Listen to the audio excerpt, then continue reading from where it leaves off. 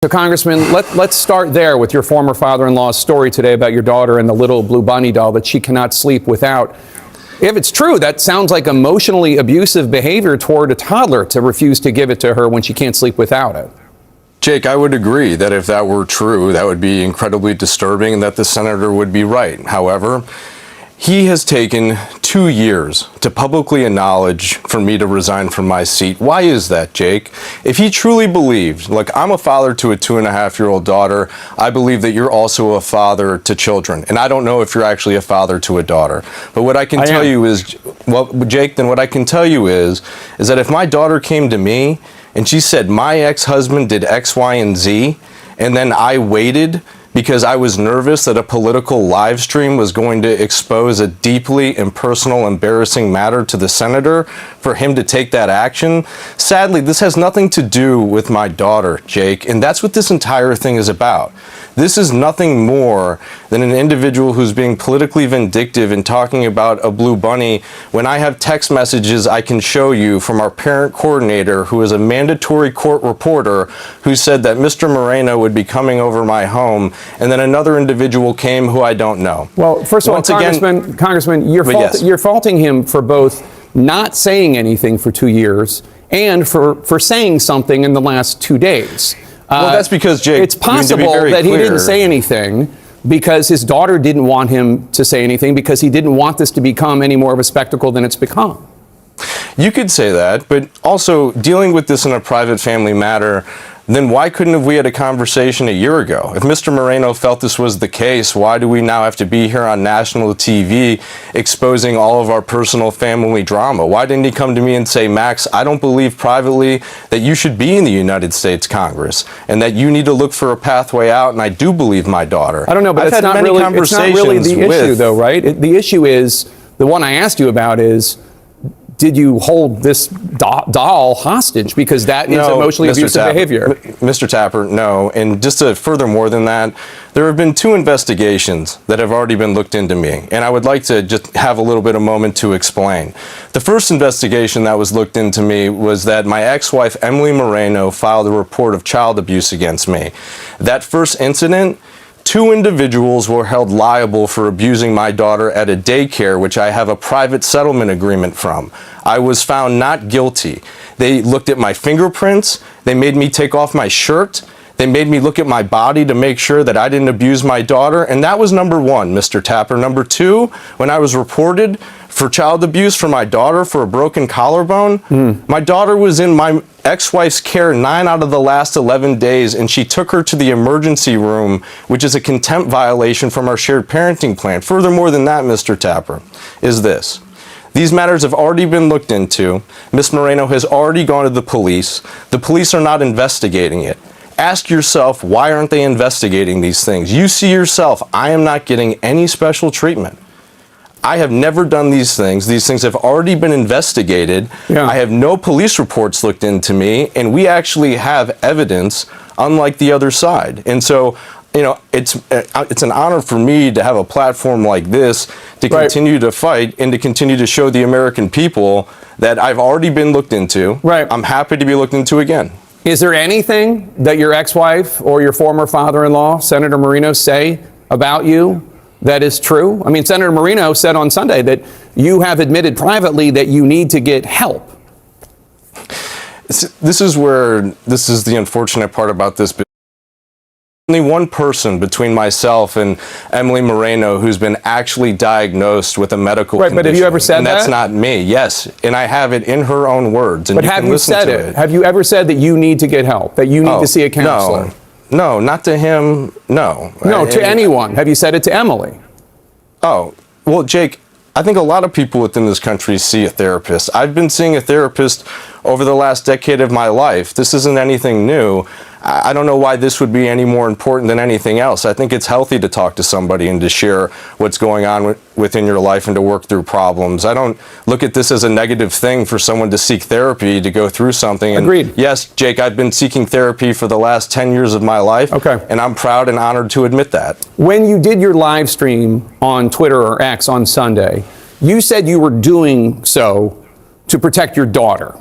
And you Yes. did so, and you also released a Dropbox on X with files involving your family to show that you were a good dad. Now, one of the files was an image of your daughter naked, and it was available in that Dropbox for a day before that photograph was removed. It's an image that your ex-wife's attorney says could qualify as child sexual abuse material.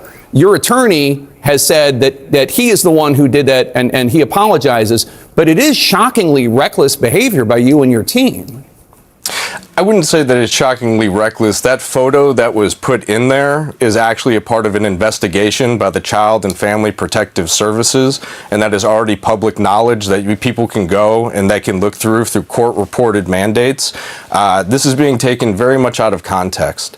There was no genitalia of my daughter that was exposed, and this is once again a very salacious headline. It's not and Jake, publicly available. We called the court today. It's not publicly available, and your attorney apologized. I'm not defending it. It's awful. I don't just like defended it. You said it was taken out of context. Well, because it is taken out of context in terms of how the articles have been written about it.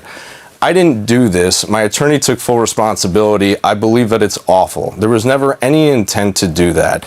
What I did on Sunday, okay, Jake, I went on CNN with Lauren Fox for a 45-minute interview about a month ago. Right. And you ran some of it. Right. You ran some of it, but only 6 minutes of that interview was played. That's how TV works. I know, Jake, but here's the deal, okay? She asked me a question, and she asked me a very, laced question and said, your ex-father-in-law and your ex-wife say that your daughter is terrified to go to your home. Every single time they say she's terrified. I then played Lauren Fox three separate audio videos of my daughter saying, I do not want to go to mommy's, I do not want mommy's, and I do not feel safe. None of that made it out there. Why? Because it was recorded without her permission, is my understanding of it. No, it's a one-party consent in the state of Ohio.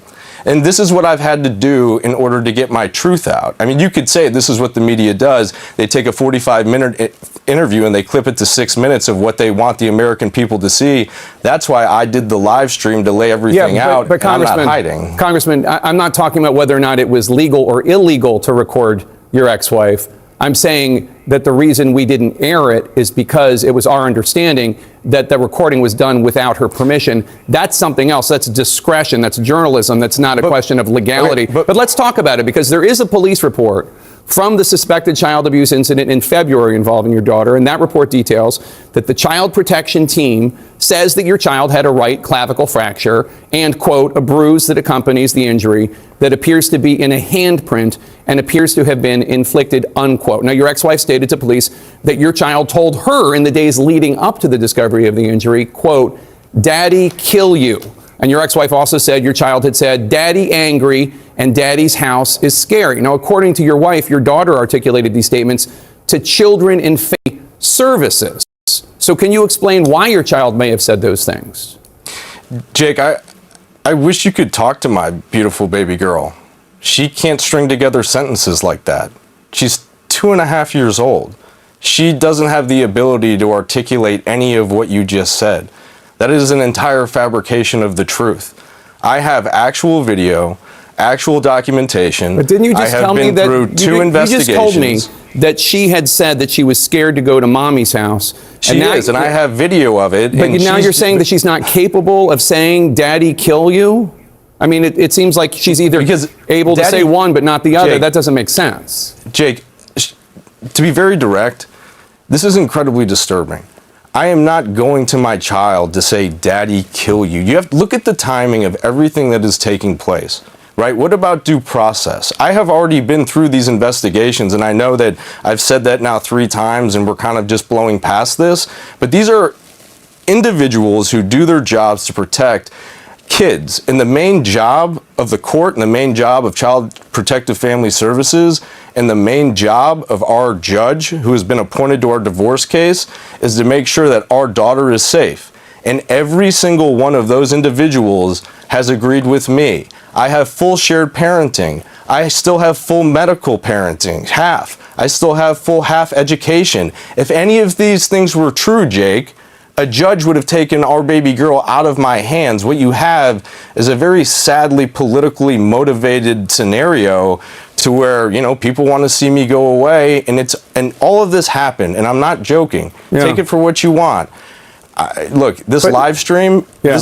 the impetus for the resignation, okay, came because an individual thought something was going to be said on that live stream that I had no intention of saying, and I still do not have any intention. But here's of the saying. thing. You're talking about a level of standard of proof that has to do with judges, and there is separately a different level when it comes to what kind of behavior is tolerated among public officials. Because there are now three women who have accused you of violent behavior. Politico published a report in 2021 that says when you were in high school, you, quote, pushed a girl out of the dorm of his room and she fell down some stairs after he became enraged when she resisted his attempts to touch her, according to three people who were there and many more who heard about the incident in the aftermath. Now, you deny that, but the woman in question told Mother Jones reporter Abby Vasulis just days ago that it happened and was, quote, one of the more traumatic nights of her life. Well, now, I would love for hold that on. individual to go on the record because that. Okay. Jake, I was hold on, because I'm not done with the list of women that have accused you of violence. Then there is former White House press secretary. Okay, you were young. Then there's a former White House press secretary, Stephanie Grisham, who was your ex-girlfriend. She accused you of being abusive and having a violence. She wrote in her book, quote, I could do nothing right by him. I would wake up every morning shaking with anxiety about his mood that day. I had seen his temper before and it had scared me, unquote. She has recently filed a temporary restraining order against you in a defamation case. And now there are these claims from your ex-wife, Emily Marino. And I guess the question is, are all three of these women who don't know each other, are all three of them lying? Yes, it's very easy, and I can tell you why. Every single time, and people have asked me, you know, what are you going to do? Are you going to drop out of this race? Are you going to resign? You know, are you going to get out before the deadline? And my answer to you, Jake, is no. And I can tell you why. In 2016, when President Donald J. Trump faced the most extreme allegations in the world that hit him day after day after day, and people in the media, very much like yourself and others, said that he would have no shot at winning, that he should not be the president of the United States. But guess what? He stayed in and he was resilient. And what the American people can see is that they can see that somebody is fighting who is resilient, and that is a quality that the American people cherish. And so for no second am I going to sit here and continue to be debased by false and baseless allegations and be pushed out of a seat I have worked so hard to represent and done a terrific job for our community. You know, my record in Congress on the Ways and Means and House Foreign Affairs and bringing back money for our district and standing up for the Ukrainian people and also voting to protect Obamacare during this entire time. This is why no one's attacking me on my policy, Jake, because they can't. I've been a good legislator. All they're trying to do is create rumor mills without evidence. It's all hearsay. All hearsay. Do you realize what it's not hearsay if it is firsthand testimony from women, and I just named three people that are providing firsthand testimony. That's not hearsay. But do you realize what it is in terms of how tall a order it is for voters and your colleagues and everybody watching right now to believe that three women who don't know each other made up accusations of you being violent, and you are telling the truth here, they are lying? That is a difficult thing for people to believe, right?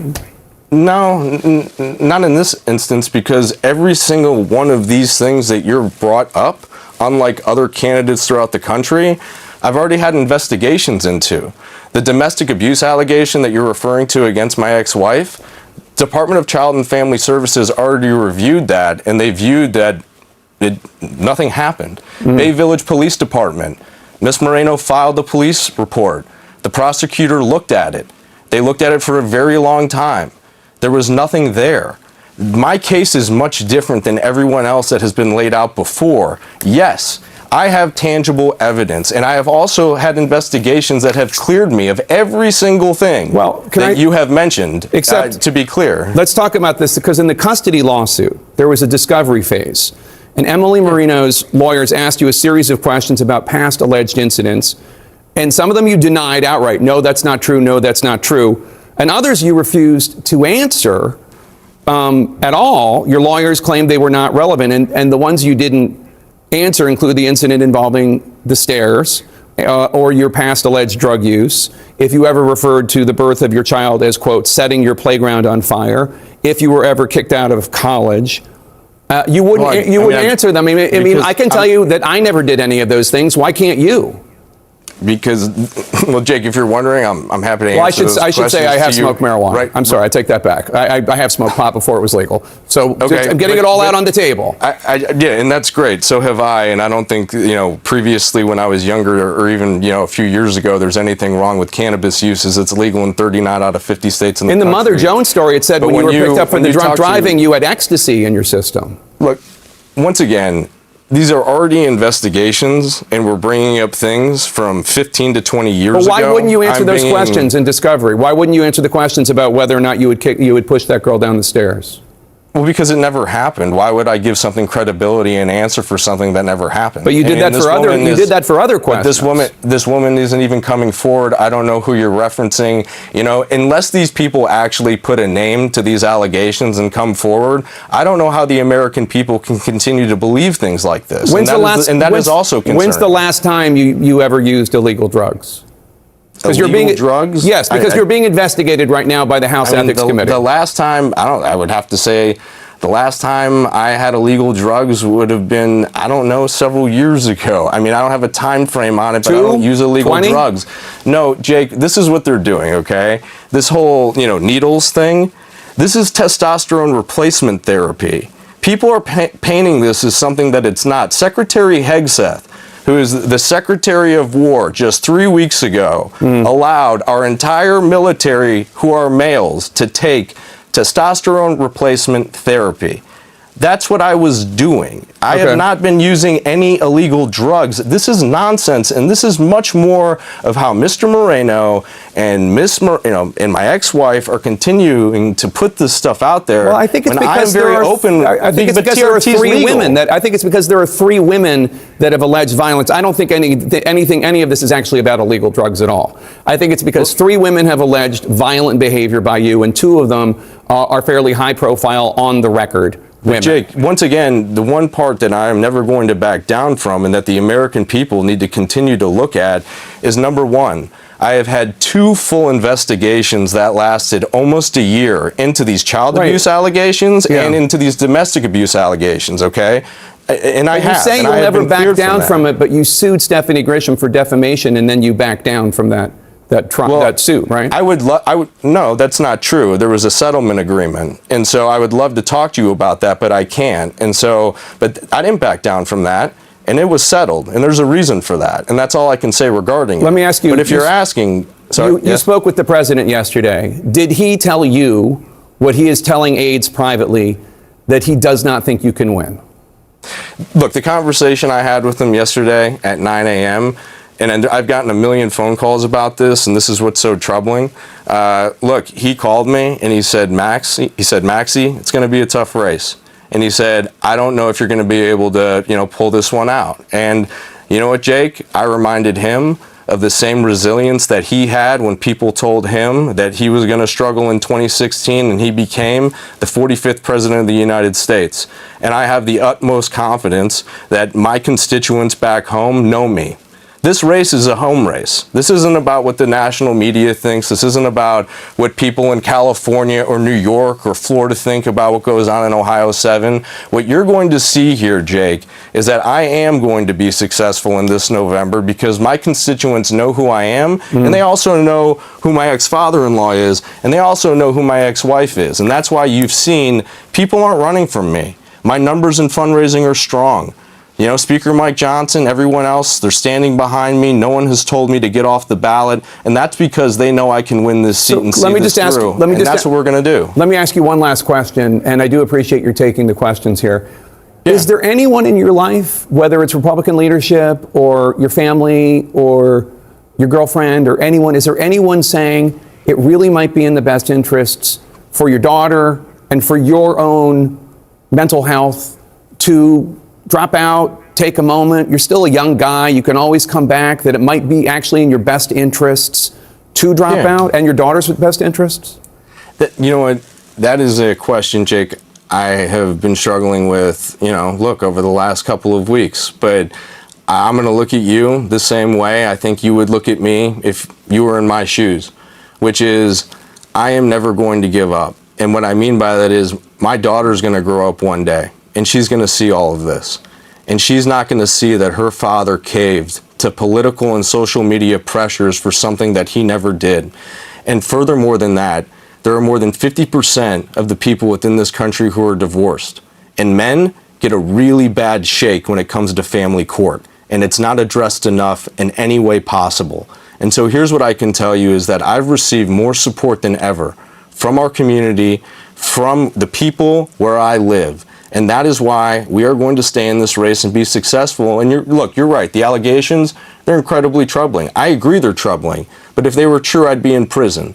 And there's the only reason out of myself and other Republican colleagues that I'm the only one that doesn't have an active investigation into it. And so at the end of the day, I let the truth speak for itself, and the truth is right there. And I will never, ever, ever let my baby girl see her dad walk away as a quitter. I will continue to finish this, and if I have to run all the way to the end and I'm not successful, Jake, then that's a decision that I decide to make, and I can hold my head way up high knowing that I fought for the truth no matter what circumstances and no matter what came my way every single day, that Ruthie Miller will know that she's proud of her dad who bears my last name. But you understand that the reason that this is a story is because it's not the first time a woman that you've been intimate with has accused you of violence and abuse. That's the reason. Now, it has nothing to do with political vendettas. It has nothing to do with Senator Marino. It has to do with the fact that there are two women on the record and a third who has talked to reporters or a reporter about what happened in high school. And all I can tell you is this, Jake, is that I hope that you and the rest of the media do the same amount of digging as you are into me as you will into those other two. Because as you can see right now, and I understand I'm the member of Congress, so deservedly so, the spotlight, the attention, the media. But throughout this process objectively, how come people aren't asking the tough questions out of them? I mean, it's been a free runway of just me being a punching bag without articulating my points and presenting the evidence that we have here today and others. They're not accused of physically abusing you. I mean, it's pretty simple. Well, Jake, I got to tell you, in this country, due process is a thing, and everyone is